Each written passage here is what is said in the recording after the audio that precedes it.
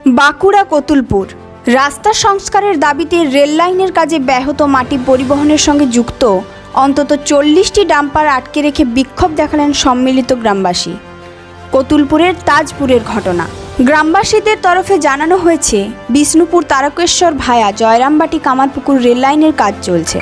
ওই লাইনের অমরপুরের কাছে মাটি ফেলার জন্য গ্রামের একটি পুকুর থেকে তা নিয়ে যাওয়া হচ্ছে, কিন্তু প্রতিদিন অসংখ্য ডাম্পার যাতায়াতের ফলে গ্রামের মূল রাস্তা যাতায়াত করা অসম্ভব হয়ে পড়েছে।